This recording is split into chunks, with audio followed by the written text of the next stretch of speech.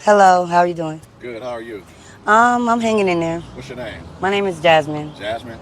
How old are you, Jasmine? I'm 40 years old. You 40 years old? Yes. Okay. Are you homeless? Yes, I'm How homeless. long have you been homeless for? I've been homeless a little over 8 years. About 8 years. Yes. Wow. Is that off and on or straight 8 years? It's off and on because I do have family that support me, Okay. but for the most part, it's been off and on. Off and on. Okay. And when you're homeless, where do you sleep at? I sleep from pillow to post. Sometimes I can afford a tent and I'll sleep in the tent. Or if I have a car, I'll sleep in my car. Okay. Does the police mess with you a lot? Yes, I think that the police and the San Bernardino police, I think that they mess with the homeless people more than they are solving crimes out here. And it's just like they're, not too long ago, we were staying in tents in the alley over here by 7-Eleven, and the police, they came and forced us out of the alley. So what they did was they brought the city with them and they told them to give us motel vouchers. But what the city did to get us to actually move our tents, move our homes and tear them down, they told us that they were going to put us in a motel room for 7 days and that within that 7 days that they'll be back to take us to move straight into apartments and give us housing. Man, listen here, sister. I baptize you in the name of Jesus. Yes, Lord. Have your way, Lord. Have your way, Lord. Have your way, Lord. Somehow she done turned into a victim. Y'all see the other sister in the back. They out there selling kudakata, if y'all don't know. She said our homes, they tried to move our homes, our tents in the alley. Again, lack of accountability. How could you be homeless talking about your home, your property? They bothering you. They're bothering the homeless more than they're trying to solve crime. Where's your data? It's emotion. This is another example of I'm doing bad. Listen, I'm doing bad, so everybody, including society, must make an exception for me. Shout out to all the bleeding hearts out there that think you can actually help them by delaying the inevitable. Yeah, and after 8 years, you guys, that's kind of like a choice because, like I can understand if you're down on your luck and I know growing up, my mom, she used to always make sure that during Thanksgiving and the holidays and Christmas, we would always donate to the homeless and we would give gifts and food and everything and we would hear all sorts of stories. But after 8 years and all the organizations and everything, like you got to get yourself out of this hole, and by the looks of thing, you and your homegirl have your matching Walmart short sets. This is kind of like a choice at this point. I don't know. And then she looked like she just came out of the bushes making a little money for her, like Homer for her Simpson, next meal. like Homer was Simpson when wild. he backs up into the bushes. She Yeah. emerged from the bushes. Yeah, like she was bending over Oh. doing something strange for some change. I don't know. 8 Yeah, years. we know what she was doing. I got $40. $40 today. And if you nasty, I throw in 60. If you nasty. That was like from a program Step Up or something like that. Right. But what they ended up doing was they put us in a motel for 7 days and they never came back. And then once the 7 days were up, we were kicked back into the streets. Wow. So it sounds like really what they did was uprooted y'all from where you were. Yeah. You know what I mean? Just to get you out of there Exactly. temporarily. Exactly. That's what they've been doing all around San Bernardino. And I do. Look at them back there. These is fiends. These are home. Listen, this is what they did. They're ungrateful. That's what I'm looking for. Ungrateful. Y'all were living in the alley in the tent. These people showed up with relief. They put all y'all in the hotel for 7 days and say, y'all got 7 days to figure something out. People say, then they put us back out on the street. Like Mr. Walker said, a lot of times we just simply delaying the inevitable with some people. Prove us wrong. What do you think, Miss Raquel? Shout out to Mrs. Raquel. Miss Raquel been out there trying to help these sisters like this. Like, what's your take on this, sister? So, when it's cold, she goes home. When it's cold outside, like right now, it's comfortable for her. So they're outside, it's warm, they can sleep in tents. But her family knows that she'll be coming around the mountain right around October, end of October. They'll see her through the holidays. Somebody's going to have the bleeding heart and try to clean her up or give her another chance. Like But the problem, the one sister off of soul food. oh yeah. Her. Yeah. Yep. What was her name? Cousin, was it cousin Faye or cousin Something like that. Yeah, cousin oh, Faye. cousin Faye. Yes, the one that Yeah, was like Faye. dancing and being Yeah. all tip drillish. Yeah, I Yep, remember her. her. That's Yeah, cousin Faye.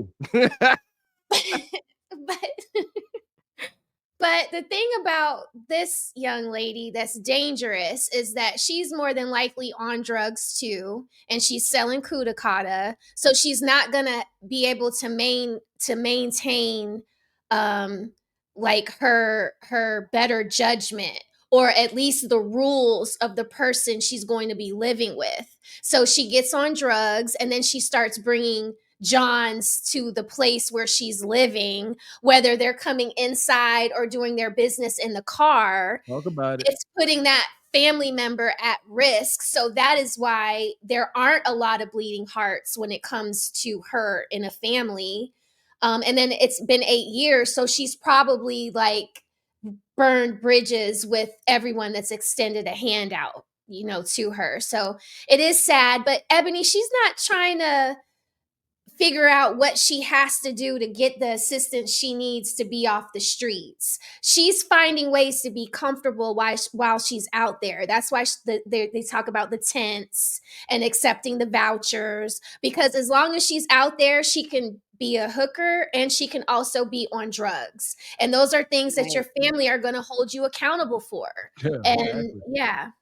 Yeah, and the thing with that too is that the family members get tired of you coming all of a sudden, the laptops and the iPads and the money's missing, and they don't know, all of a sudden you're looking up at the stars knowing you done pawned everything off. So they can only help you, for so many times.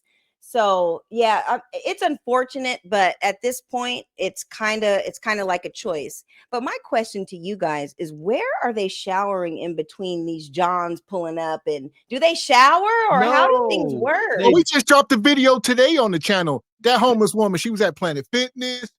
They be figuring it out. So in They wipe- between they- Johns, they're not showering. They're No, wiping, they just wipe. Oh yeah, no. They just smearing and wiping. smearing. Oh my And another thing God. we say, these women are in California, so they in San Bernardino. I want to say that's Southern Cali. Am I wrong? Mhm. So, and we got the Raquel talk about winter time. They got ain't no winter. These women can stay out there 365. Oh my God. So that's why California has such a bad homeless problem, Yeah, because their weather exactly. is so good. Mr. Walker hit on this all the time about depending on where you live, people can be homeless all year. Yes, and Yeah. you're right. Yes, Mrs. Raquel, you are correct. That's why they venture down south. The fantasy of the beach bum. I'm in paradise, but I'm homeless. Yeah, I'll light me a fire. Yeah, bumming bonfires every night to stay warm, type ish. And another place where there's a huge homeless rate is in Honolulu, Hawaii, on Waikiki Beach. Homeless in paradise. Yeah, like if I was homeless, that's where I'd want to be, on the beach and living it up. Yeah. But it's not like when you go and you're thinking you're about to be in paradise and this is a vacation and you see all these homeless people and pigeons, it's like being in downtown Seattle on the beach. Like, no, we didn't come here for this. It's Especially all this pigeons. money we It's spent. pigeons Oh, in it's full of Honolulu. pigeons. Yes, it's very much ghetto in Pigeons are majestic. Honolulu. Pigeons are majestic creatures, no? No, they're not, Mr. Walker. They're not. I want to say that from my experience, I've been in San Bernardino since I was about 15 years old, and I'm 40 years old now. And from my experience, I've been watching that the same homeless people that are out here today are the same homeless people that was out here when I was about 15 years old. And I can honestly say that I believe that the people that are responsible for the homeless funding have been misappropriating the funding for years, and nobody's ever blown the whistle because nobody really cares to stand up for this city. Yeah, well, that's what's going on in California in general, especially Los Angeles. Misappropriating the funds. Yes. And so now, it's been catching the attention. Of the president, of course. Trump is now trying to do something about that. Well, I hope so, First thing. because I actually, when they give us the free government phones and stuff, I've actually used them to get online and go on like the news sites, like CNN and things like that, Fox 11 News, and to blow the whistle and ask them and cry out for help, that we need help out here. Because all of this funding, you always read in the news that San Bernardino itself is getting all these millions of dollars, but it never comes out of the office. And when it does come out of the office, we have to jump through hoops just to qualify for the places. Well, here's my deal. So what is Bonquisha and them entitled to? She is very entitled. She say, somebody should help us. We need housing and food. We need stipends and money. All right. They said Trump about to send relief. She says, I hope he does, because we deserve it. We need help. The choosy beggars. It's unfortunate that civilization has gotten to this point where we have forgotten that survival of the fittest. If you don't work, you don't eat. If you don't grind, you don't shine. Shout out to Mike Jones. What we talking about? Misappropriate. Jones, yeah.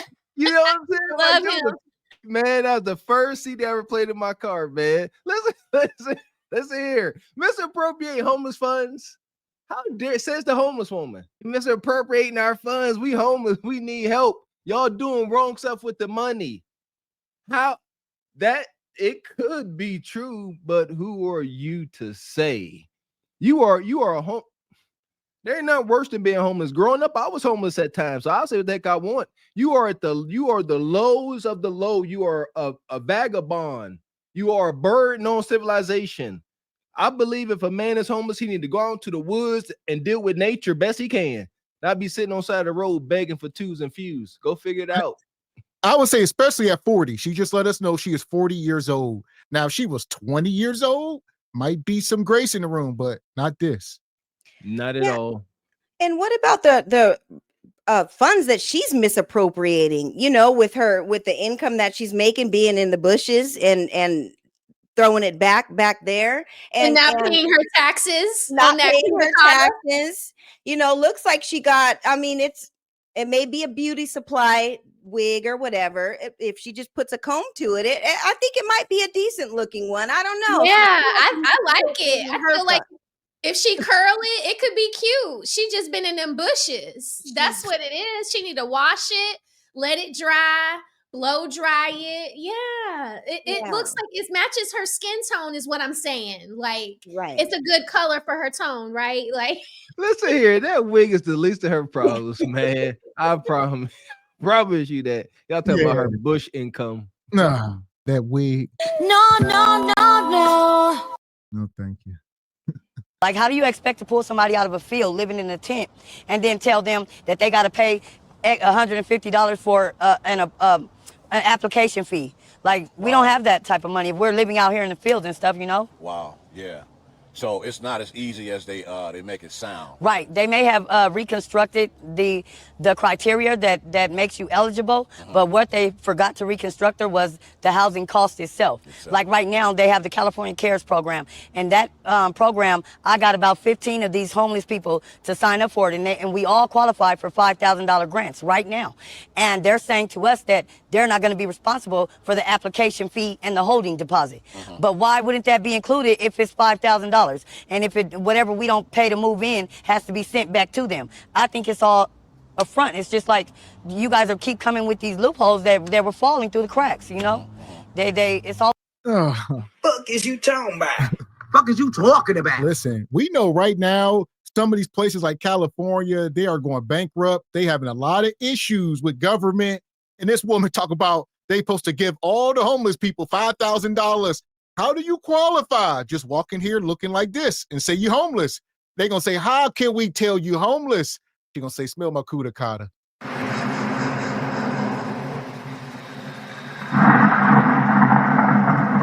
can smell your nappy pussy. They're going to say, okay, you qualify. Okay. Do y'all not understand? She talking about $5,000 grants.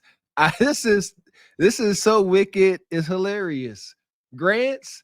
The United States only gives grants to causes they believe are going to benefit them at some point in the future.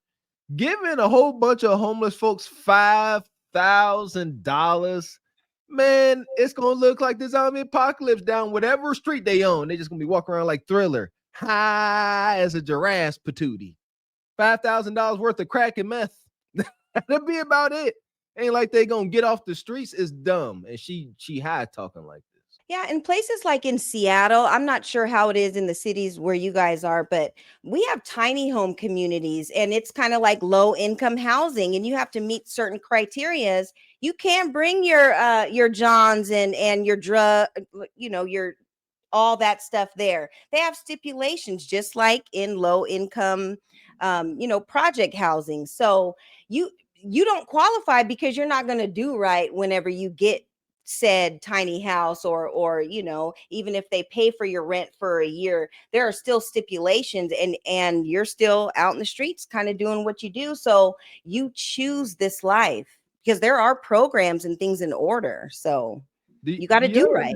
Exactly. Soon as they would get a tiny house, Sister Ebony, they're gonna get in, they'll have it furnished. That first night, that binger, they gonna party like Joe Dirt and them, man, like Trailer Park Boys. It's gonna be brazy. They not gonna elevate their standard of living at all. Yeah, she's comfortable, you guys. She's 40 years old. This is the life she's chosen. She's not going to be a grandma that bakes cookies or makes donuts for her grandchildren. This is what she is. This is, and it's unfortunate that she thinks that she's entitled to live next to businesses and that the city has to come in, because Atlanta does this too. Where's the money come from? When she talking about we entitled to this, obviously taxpayers, but man, that's crazy.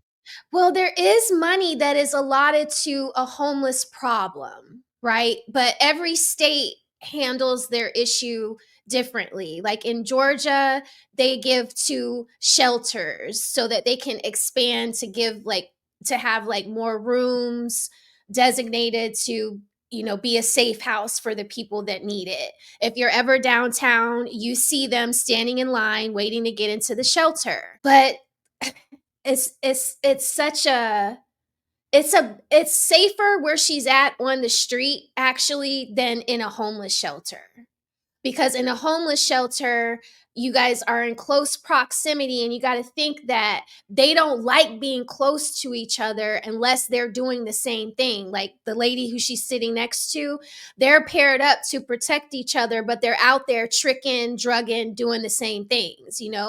When you get into a safe house, you're going to be around maybe children and women. They're going to separate the men and the women.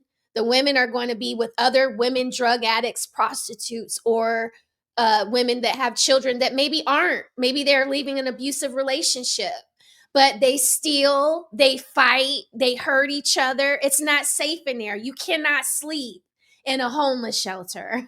So it's not comfortable. So I feel like this lady is just it's unfortunate that she feels like she's entitled to have things that she hasn't worked for. That makes Let me ask y'all this. because I work very hard like you do, Ebony. Nobody's giving us nothing extra, so I don't agree with that part. I know a lot of these places, obviously you got these 501c programs, right? So that's where a lot of this money come through. You're talking about charity organizations, churches, and she's saying they are misappropriating the funds. Like, okay. Well, they have to pay people to want to help you. It's not misappropriating. Here's what a lot of people are saying. You get these churches that get the money, and then you get the pastor driving the Mercedes. And they'd be like, well, why aren't you helping homeless people? Why aren't y'all doing this? And a lot of the money is being misappropriated. You getting these these boys and girls clubs and stuff. A lot of the people skimming off the top, and That's the game. That's the game. Like any business that you have, like when I had the restaurant, in order for me to make money, I needed to have another cash business, right? Mm-hmm. And your accountant tells you, if you want this laundromat, this is what we're going to do, but 10% of your profits, maybe we won't account for them by whatever, what have you. When these government people get this money, whether it's like the agency I just used to work at, maybe we get $44 million. We have to itemize it out what we're going to spend on what. Guess what? The first thing comes out of that money is salary. You have to pay your people a salary. So if Okay. me, you, and Ebony are on this 501c company and we get this grant money, you got to decide, Mr. Gavin and Mr. Walker, how much money are me and Ebony going to get paid? Oh, here Exactly. we go. Let me stop you for a minute. I'll get you in. That starts subtracting from the bottom line. Let me stop you real quick, Raquel. Let me slow you down.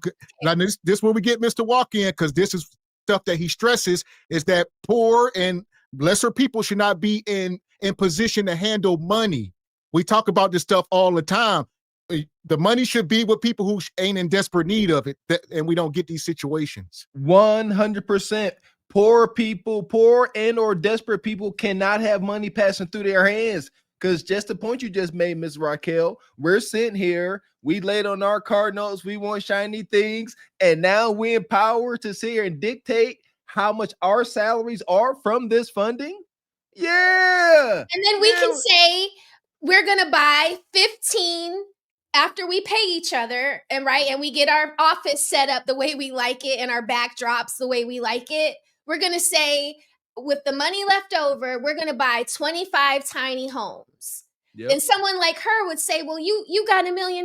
You could buy 50 or 75 tiny homes. But no, because we had to pay ourselves to do the legwork to get these tiny homes in a location you could live in. Now, so is it really misappropriating? Now, there you go. There you go. So it's tough. Now you got to investigate, because there you go. It could be. I'm going to say you speak about something that's righteous. Like you said, we talk about these churches, these organizations in the hood. We were talking about taking all the money. Yeah, we are talking about people that are people out here that are really scamming and scheming. They should not be in control of any finances. Should no preachers or pastors or any religious hierarchy should be out here driving exquisite vehicles. No. Or airplanes. That's a problem, ladies and gentlemen. That ain't never okay. You're supposed to live a humble life. No, you don't have to be poor. You're not supposed to be destitute, but destitute ain't Gucci and Rolls Royces, man. Yeah, I mean, I agree with you guys. I do think that I grew up in the church and I saw a lot of things growing up. And I do think that there are certain things that are a hustle. And I get it. But I also see the good things that the members tried to do. Like, we were a part of like the homeless ministries and like, the children's church and like doing all like the youth groups and all that kind of stuff. So there were lock-ins and stuff like that. So there were a lot of things that were good for the community. But in order for you to qualify for these types of programs, like if they're putting you in a safe house and doing all these things for you, you have to pass certain stipulations. If say Goodwill Church or whatever wants to fund your tiny house or whatever, they want to make sure that you're passing all the drug tests and you're passing all of the going to the job interviews, and they're trying to get you help. It's not to just have you just live somewhere. They want you to be sufficient to get on your feet and be able to, after this year, we pay your rent or whatever. We want you to be able to pay your rent by yourself the following years and everything. So you have to act right in order to qualify for these programs, because nobody owes you anything. Always something. Yeah. Wow. Yeah. Well, hopefully, we'll see what happens. I mean, Trump right now is really putting pressure, on, the mayor of Los Angeles, Governor Newsom, to do something about the homeless problem, because it's been going on for years, and billions and billions of dollars of funding are unaccounted for. Has actually changed or whatever. So I guess we'll see what happens, here in the near future with the pressure, that's being put on California. Hopefully, it'll be something positive and not negative toward something similar to what you just explained right now. You know what I mean? Right. Being Because if complicated you and go stuff through like San that, you know? Bernardino, we do have a lot of empty lots and things like that that are real big empty lots. Yeah. That why not slap housing projects and things like that right there? I've always thought that. I've Right. seen What so do many. they do with Why all this not? extra land that's Right. just there, like Yeah. this one across the street that's just collecting dust, like Yeah. you know? And Yeah. then when people start going there and setting up tents, as so as not to be on the front line, and then they still kick us out of there. It's like, what do we have? Where do we go? Right. You know? Right. And then they'll tell us to go to the city hall and get these vouchers, and when we get there, they've given them to who we don't know because nobody's gotten off the street yet. Yeah. Like the homeless community around here, we pretty much know each other. Everybody knows each other. I'll say this. Ignorance, we got to start educating ourselves. It's not an excuse to be ignorant. You're going to say, Bonquish, I'll tell you this. Every square inch of this planet is already accounted for. All the land. You can move out to the middle of the ocean, maybe. I don't know. Good luck. But as far as, especially in America, let's just stay in America. All this land is bought and owned, and it's for sale, some of it. She's going to say there's empty plots of land everywhere. We can just start building houses on other people's ish. Somebody owns this. I don't care if it's an empty lot, if it's a forest or a bush of trees or abandoned, burnt down, whatever it is, somebody owns it, and it ain't you. Mr. X, you speaking over their level of understanding. I promise you that. I grew up around this level of thinking. Is what she is saying is we are so down bad. It don't matter who owns that, Mr. X. They're doing better than us. So the fact they're doing better than us, they need to help us. They must help us. This is the beggy chooser. It's the problem. She said, look at that empty lot. They need to do something with it. They are doing something with it, but it ain't got nothing to do with delaying the inevitable with you putting up little homes and like y'all said, have you turning tricks out of them. See what I'm saying? And now the taxpayers are enraged. See, let's stop. Somebody gonna be mad. So now they spend all this money. Oh, they're gonna help the homeless. And now folks out there that's sick and tired of being sick and tired of paying taxes right down this street to see all these tiny homes and seeing Johns passed out with their meat out on the lawn. And they're like, oh, y'all just gave them a place to trick. Now they went from the bushes to the tiny homes. Yeah, and The Godfather spoke about this many years ago, just about these women in their older ages being homeless when they didn't prioritize, getting their life together and settling down and getting married and all this stuff. These are the results because he predicted this. He even said all this was going to happen, and these are the results. So they didn't want to hear him. They didn't like his message. They didn't like the tone, Ebony. We haven't seen 3 people that have been taken out of here that have actually hasn't come back and been homeless again. Right, on a permanent basis. Yeah. Yes.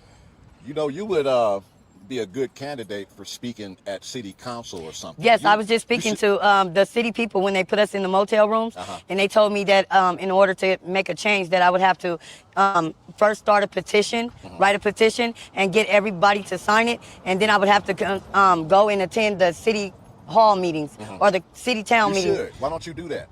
Because I don't know where it's at. Well, yeah, that's what you have to figure out. Right. If I can find that out for you, I'll come back and give you that information. Right. Because I would be a great advocate. I think you would be. I mean, just thank you. Listening to the way you're talking to me about it right now, I mean, passionate. She gonna walk in there like that. Doing what? They say go to the city hall meeting. I'm not doing this with this woman, man. And why didn't you go? I don't know where it's at.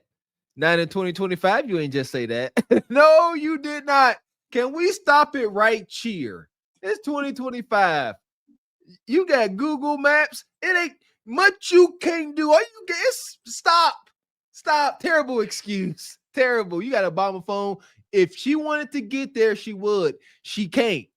She ain't got no plan of action. She ain't got nothing to say. All she gonna go up there and say, why y'all misappropriating our money? Let me hold something. yeah, and she met a John or two near that city hall. She's trying to act like she ain't never been around them parts. That's all downtown parts. So don't act, Bonquisha. You've been around making some money around there. Just find you a little, fit from one of the shelters and something, and go in there and speak your piece. But also at the same time, do what you need to do to get employment and kind of clean yourself up. Get up off them streets. So there you go. Get a blazer before you go to City Hall, wasting them folks' time. Make sure you go get you a nice blazer with some shoulder pads in it so you look professional. All right. Yeah, and where did her homegirl in the pink go? She just disappeared because she was tweaking over there. Maybe You ain't see that dude? That dude just pulled up, said, I got 20. I didn't know. Yeah, he said, I got a dub. I got 20. She said, I'll be back. And Bonquisha here said, that's fine, because I'm getting 40 to do this interview. I ain't got to chew on no meat. Nothing. See? Blessings. Yeah. And she talking about the city hall meeting. She gonna walk up in there. But God is real. I used to come home drunk from school, laying up with men, out there having oral sex with my mouth, licking men's balls. Thank you. Amen. Remember you in prayer. Anyone else have a word from the Lord? Yeah, it's something that I'm very passionate about, because it's like nobody's speaking up. We don't have a voice. Yeah. You know, and everybody's so wrapped up in their own daily survival that nobody really cares, that they don't know that somebody standing up and having a voice for the rest of us can make a whole change for a lot of us, you know? Right. And so I would definitely be willing to be that person if I was, informed on where to go and what to do. But okay. Well, if I get that information, I'll come back. Okay, thank you so much. To you, and then you can maybe attend a council meeting or something and speak up on it, like like great, I would love now, that. You know what I mean? You might make a difference. I would love that. Yeah. Right. So, what is the hardest part for you about being homeless? Pretty much just staying clean. Staying clean and not acquiring any type of bug bites and things like that, and staying healthy. Well, you look healthy and clean right now. How do you do it?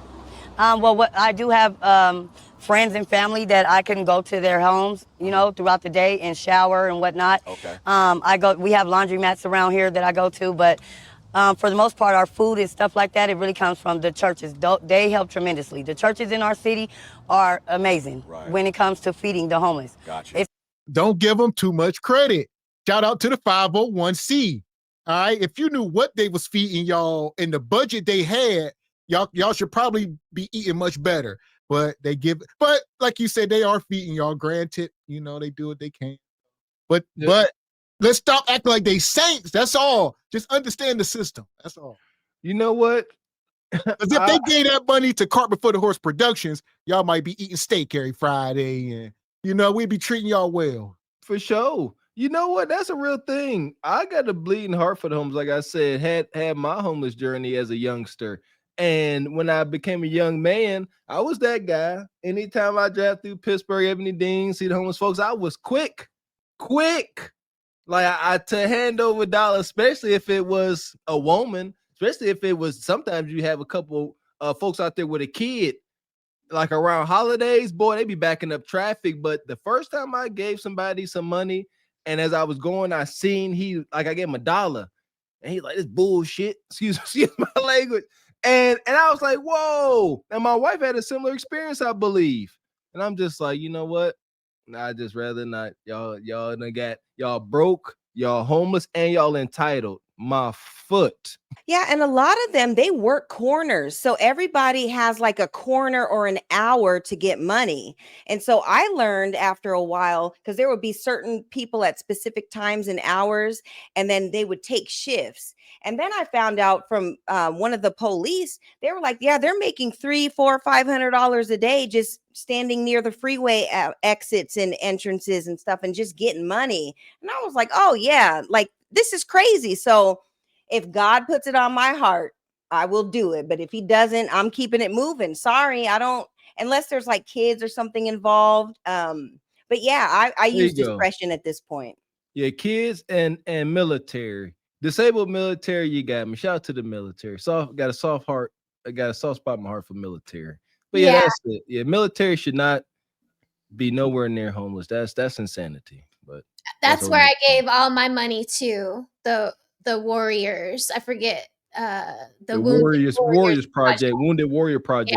Yeah. Yep. And they would come and bring me my vegetables, and that's where I learned, like, don't hold the door for a guy in a wheelchair. Make him hold the door for you.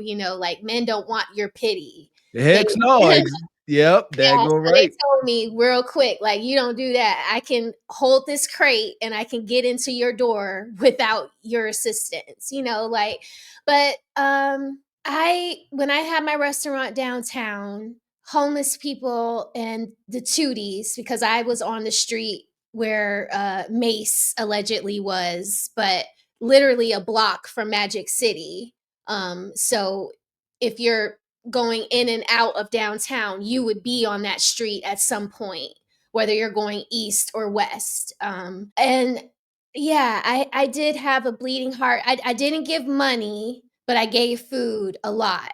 I always was giving people something to eat. Even when I didn't have anything to eat for myself, I would make sure that my husband would prepare something, whether it was like cauliflower, because I couldn't always give like chicken or beef or ribs, you know what I mean? But I would give what I could, because you start to know who's going to come around at what time, and you start to know, okay, this is drugs, this is something mental is going on here with this guy, so you start to know. And I didn't see a bunch of women, but I did see a bunch of men. The women, and the women always have a place to go. So I don't give money to everybody, but if I see men on the street and they have a sign and they were thoughtful enough to write something on it, I always give to them, because I know that they're not likely to get into a shelter that night, because the shelters go to women and children. So It's like you can't ever be. We may be homeless, but we're never hungry. Yeah. Because there's somewhere every single day of the week that they're going to come to us. They're going to bring us Meals on Wheels and all that. So we're really grateful for our community churches. Yeah, well, good for you. Well, I think that's about it that I have for you. It was nice talking to you. You too. And hope everything works out, in the near future for you. You have plans of getting yourself more grounded? Yes, actually I do. I'm going to this school right here on East Street, which is an adult education school. I tried to go and apply at Valley College, but I didn't qualify for the financial aid, because they just made it a rule that you have to have your GED. So they sent me to this adult education school. I'm not doing this. I'm not doing this. But what the hell you talking about?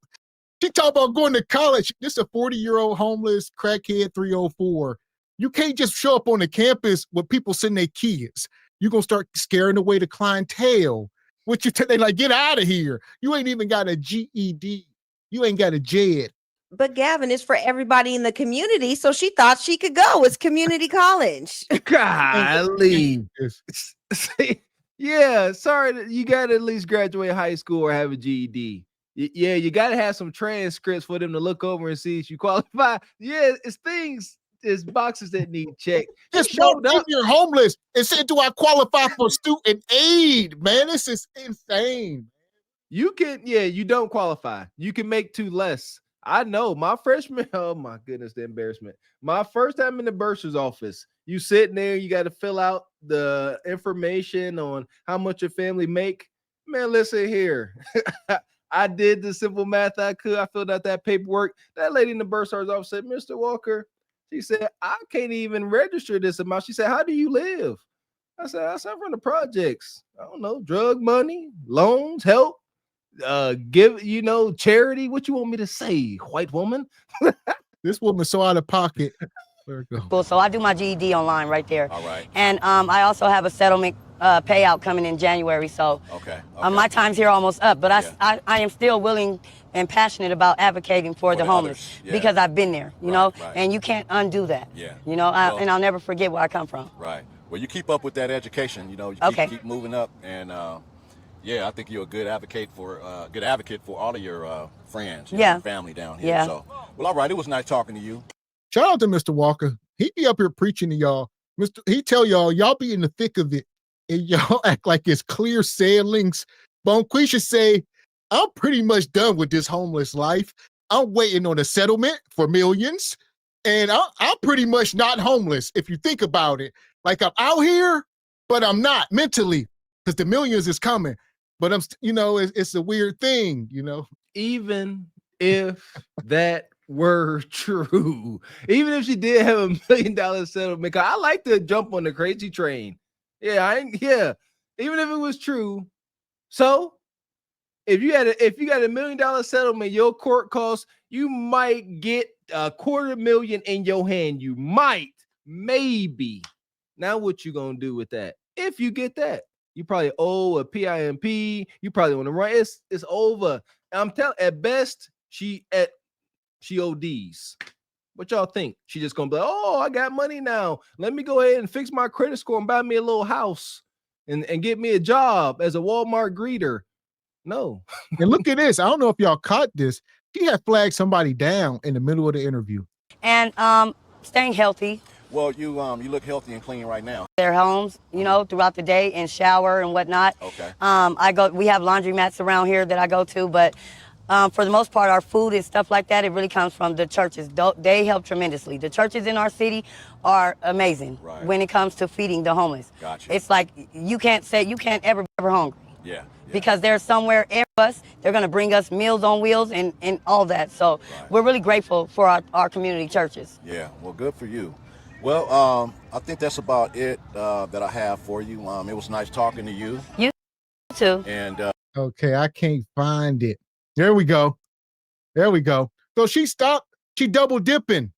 All right, her John was pulling off and she flagged him. So she trying to get this interview over so he can give her the 40. Then she can go over there, do some got. She like, this is a quick little play. Hold on. She said, hold on. This is the play. She double dipping. I can't with you. Slick with it. Yeah, that's that. Look. Woo! You see, what was that? What was that? What was that? That was a whole paragraph she did with her hand gesture. What was that? See? What was that? Hold on. She was saying, I'm coming. Don't do it. Don't pick nobody else. Don't you pick Bonquisha across the street. I'm coming. You see me wrapping this up. And she's kind of standing a little knock-kneed, y'all. Like, I don't know if you guys noticed that. It's just a tinge of knock-kneed. And here we go. Since y'all stumped the G Honda out, here we go. Hit the like button. Oh, boy. Shorty got that hair like Rapunzel.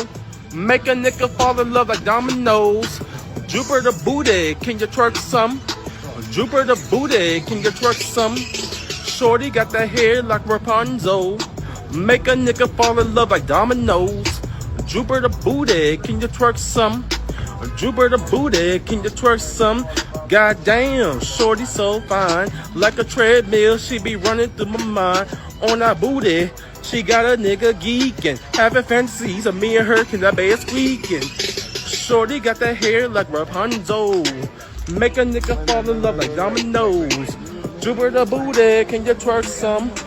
Jupiter booty, can you twerk some? Shorty got that hair like Rapunzel. Make a nigga fall in love like dominoes. Jupiter booty, can you twerk some? Hey, Jupiter booty, can you twerk some? Niggas put that booty while we cooling up and hooting. You know how we do this. The old school troopers. Smartest. We smoother than the smoothest. The hardest, the rudest. They can't get through us. Shorty got that booty.